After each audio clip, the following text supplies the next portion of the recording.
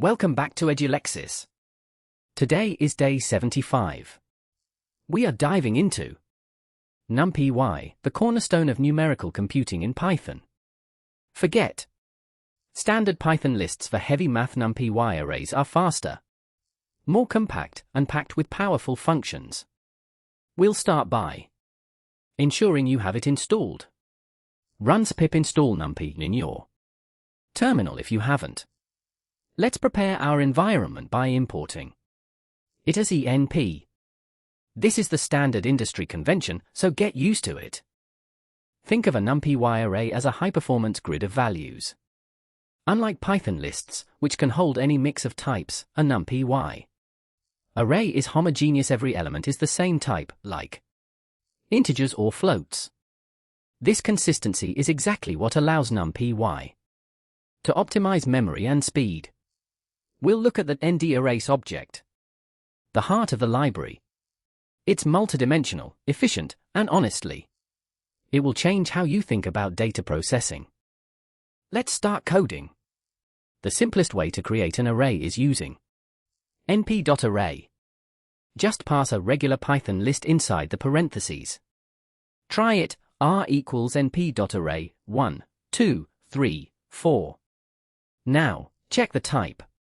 It's a numpy.indarray. You can also create arrays of zeros, ones, or a range of numbers using np.zeros, np.ones, or to np.arrange. These tools are essential when initializing datasets before processing. Every NumPy array has ndim, shape, and dtypes attributes. ndim tells you how many dimensions, 1D for a line, 2D for a matrix, 3D for a cube. Shape returns a tuple representing the size in each dimension, like 3, 4. And dtype tells you the data type of the elements. Understanding these is crucial. If you don't know your array's shape, you're flying blind during complex calculations. Why not just use lists? Lists are arrays of pointers to Python objects. Each object is heavy. NumPy arrays, however, store data in a contiguous block of memory. This allows for cache locality. Your processor can read the next number without fetching it from slow RAM. This is why NumPy operations are often 10 to 100 times faster than equivalent loops in plain Python. It's the difference between a bicycle and a race car. Vectorization is the secret sauce. In standard Python, if you want to add 1 to every number in a list, you need a for loop. In NumPy, you just write array plus 1. The operation happens at the C level. Incredibly fast.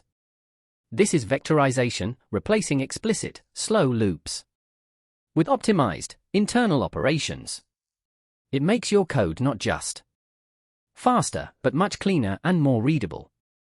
No more nested for loops. Let's perform element-wise arithmetic.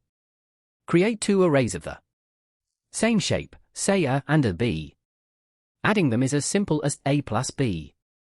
NumPy adds each corresponding pair automatically. This works for subtraction, multiplication, and division as well. Multiply the asterisk B and see every pair multiplied. This is the foundation of linear algebra, machine learning, and data science. You're doing the heavy lifting without writing a single loop. What if the arrays are different sizes? This is where broadcasting comes in. It's a set of rules NumPy follows to perform arithmetic on arrays of different shapes. For example, if you add a scalar, like 5, to an array, NumPy broadcasts the 5 across every element. It's like magic, but it's actually strict math. Mastering broadcasting saves you from hundreds of shape mismatch errors later on. To understand broadcasting, remember the rules. NumPy compares the shapes from the trailing dimension starting from the right. 2 dimensions are compatible if they are equal, or if one of them is 1. If neither condition is met, you get an error. It sounds technical, but once you visualize it, it's very intuitive. It lets you write extremely expressive code for complex data operations. NumPy indexing is similar to standard lists but far more powerful. You can index by position, by Boolean conditions, or by fancy indexing. R0:5 gets you the first 5 elements. For 2D arrays, you can select specific rows or columns with R col. You can even extract all rows of a single column by using the colon symbol. R:2. Practice this, as you'll be selecting data constantly. This is a game changer, Boolean masking. Imagine you want to find all numbers in an array greater than 50. You don't loop through it. You just write bar R greater than 50. NumPy creates a mask a temporary array of true-false values and uses it to return only the values that satisfy your condition. It's incredibly fast and the backbone of filtering datasets in data science. Sometimes your data arrives in a flat list, but you need a 2D matrix. Use r.reshape rows, cols. As long as the total number of elements matches, you can morph your array into any shape you want. Want to flatten a 2D matrix back to 1D? Just use a .flatten. Reshaping is essential when preparing data for machine learning models, which often demand specific input dimensions. NumPy provides a universal functions that operate on entire arrays at once. np.syn, np.sqrt, np.exp, np.log. If you pass an array to np.sqrt, it returns a new array with the square root of every element. These functions are highly optimized, far faster than applying a standard math.sqrt inside a loop. They are your primary tools for mathematical transformation. Need summary statistics? NumPy has you covered. np.sum, np.mean, np.std, np.minute, np.max. You can call these on the whole array or specify an axis. Calling r.sum axis equals 0 gives you the sum of each column. Axis equals 1 gives the sum of each row. This axis control is a core concept that will follow you throughout your entire data career. That's it for our foundational NumPy overview.